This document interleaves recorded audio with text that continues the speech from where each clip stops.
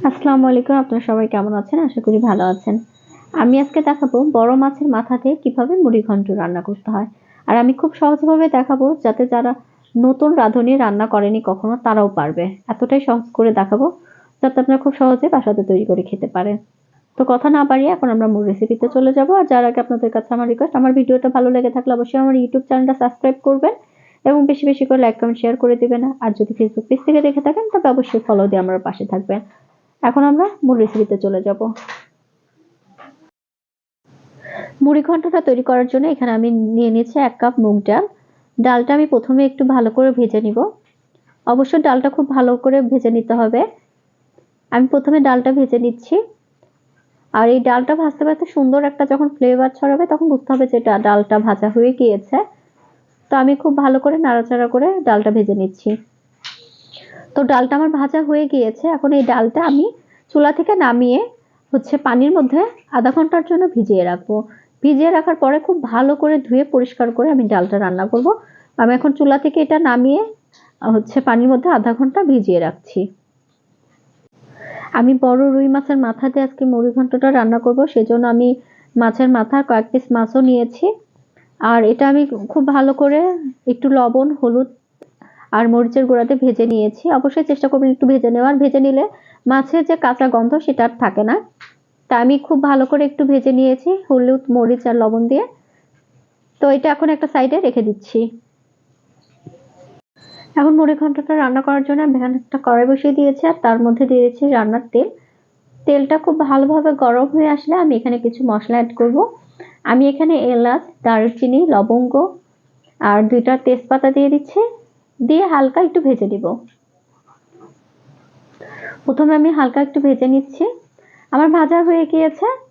এখন আমি এখানে আরো কিছু মশলা অ্যাড করব। আমি এখানে দিয়ে দিচ্ছি পেঁয়াজ কুচি। আমি হাফ কাপের মতো এখানে পেঁয়াজ কুচি দিয়ে দিচ্ছি। পেঁয়াজটা আবার একটু ভেজে নিব। পেঁয়াজটা একটু ভেজে নিয়েছি। এখন বাকি মশলাগুলো আমি এখানে অ্যাড করে দিব। দিয়ে দিচ্ছি সামান্য একটু পানি যাতে মশলাটা পুড়ে না যায়। তাই এখানে একটু পানি দিয়ে দিলাম।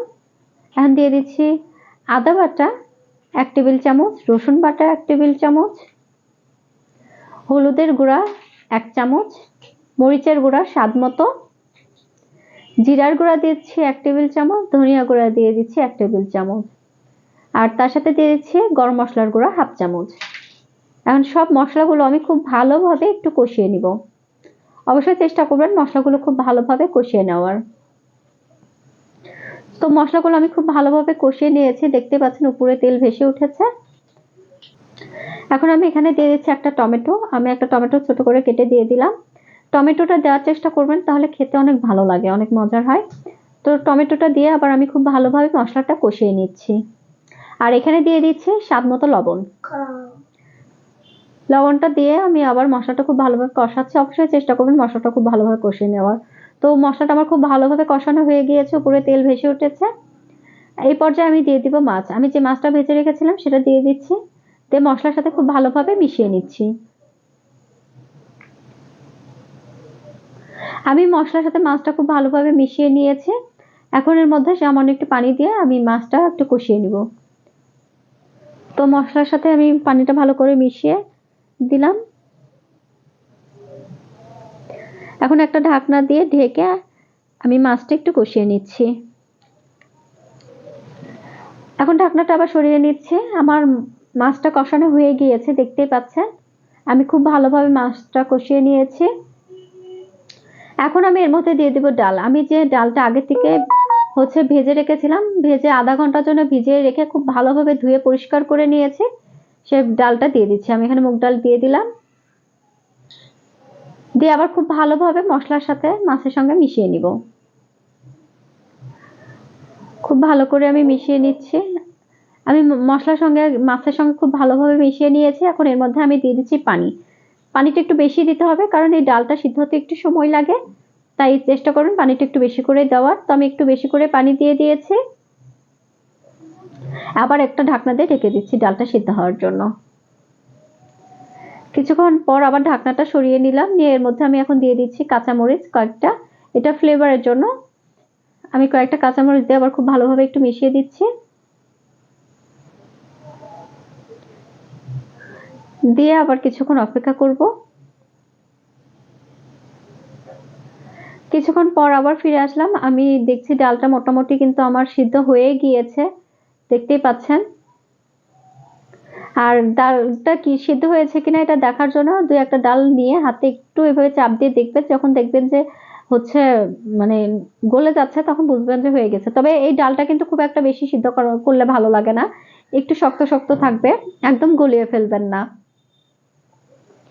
তো মোটামুটি হয়ে এসেছে। পর্যায়ে আমি দিয়ে দিচ্ছি ঘি। আমি এখানে 1 টেবিল চামচ ঘি দিয়ে দিলাম। চেষ্টা করবেন অবশ্যই ঘিটা দেওয়ার, এতে স্বাদটা বেড়ে যায়, খেতে অনেক ভালো লাগে আর সুন্দর একটা ফ্লেভার আসে। তাই চেষ্টা করবেন অবশ্যই ঘিটা দেওয়ার। তো ঘিটা দিয়ে দিয়েছে, আর দিয়ে দিয়েছি 1 মুঠ হচ্ছে ধনেপাতা। আমি ধনেপাতা খুব ভালো করে ধুয়ে পরিষ্কার করে নিয়ে 1 মুঠ ধনেপাতা দিয়ে দিলাম কুচি করে। আর তার সাথে দিয়ে দিলাম পেঁয়াজের বেরেস্তা। আমি 1 মুঠ পেঁয়াজের বেরেস্তা দিয়ে দিলাম। পেঁয়াজের বেরেস্তাটাও দেওয়ার চেষ্টা করবেন। তো আমি পেঁয়াজের বেরেস্তাও দিয়ে একটু মিশিয়ে আবার কিছুক্ষণ অপেক্ষা করব। কিছুক্ষণ পর আবার ফিরে এসেছি। আমার ডালটা হয়ে গিয়েছে, দেখতেই পাচ্ছেন। আর এর চেয়ে বেশি আমি ঝোল শুকাবো না, কারণ চুলা থেকে নামানোর পর অনেকটাই ঝোল শুকিয়ে যায়। আর এই ডালে একটু ঝোল রাখলে ভালো লাগে, বেশি শুকিয়ে ফেললে ভালো লাগে না। তা আমি একটু ঝোল রেখে দিচ্ছি। আর এর মধ্যে দেখতে পাচ্ছেন আমার ডালটা খুব ভালোভাবে হয়ে গিয়েছে। এখন এটা আমি চুলা থেকে নামিয়ে হচ্ছে পরিবেশন করে তারপরে আপনাদের দেখাচ্ছি যে আসলে কেমন হয়েছে। তো এটা এখন আমি চুলা থেকে নামিয়ে নিচ্ছি। এই যে আমি চুলা থেকে নামিয়ে নিয়ে এসেছি, একটা পাত্রে পরিবেশন করেছি। দেখেন দেখতে কতটা সুন্দর আর লোভনীয় হয়েছে। আমি উপর দিয়ে একটু পেঁয়াজের বেরেস্তা ছিটিয়ে দিয়েছি। খেতে কিন্তু মাশাআল্লাহ অনেক মজার হয়েছে। আমি যেভাবে দেখিয়েছি সেম রেসিপি ফলো করে যদি আপনারা মুড়ি ঘন্টটা রান্না করেন, দেখবেন যে আপনাদের মুড়ি ঘন্টটাও একদম পারফেক্ট হবে। আর যাকে খাবেন সেই অনেক পছন্দ করবে। গরম গরম ভাতের সাথে মুড়ি ঘন্টটা মানে দিয়ে খেতে যে কি পরিমাণ মজা লাগে তা বলার মতো না। তো বাসাতে একবার হলো ট্রাই করবেন, আর কেমন হয়েছে অবশ্যই কিন্তু আমাকে কমেন্টসে জানাবেন। আর আমার ভিডিওটা ভালো লেগে থাকলে অবশ্যই আমার ইউটিউব চ্যানেলটা সাবস্ক্রাইব করবেন এবং বেশি বেশি করে লাইক কমেন্ট শেয়ার করে দেবেন। আর যদি ফেসবুক পেজ থেকে দেখে থাকেন তবে অবশ্যই ফলো দিয়ে আমার পাশে থাকবেন। আর বাসাতে একবার হলো ট্রাই করবেন। আমি খুব সহজভাবে দেখানোর চেষ্টা করেছি যাতে আপনারা খুব সহজে বাসাতে তৈরি করে খেতে পারেন। তো কেমন হয়েছে অবশ্যই কিন্তু আমাকে কমেন্টসে জানাবেন। আর আজকে এই পর্যন্তই। সবাই ভালো থাকবেন, সুস্থ থাকবেন। আল্লাহ হাফেজ।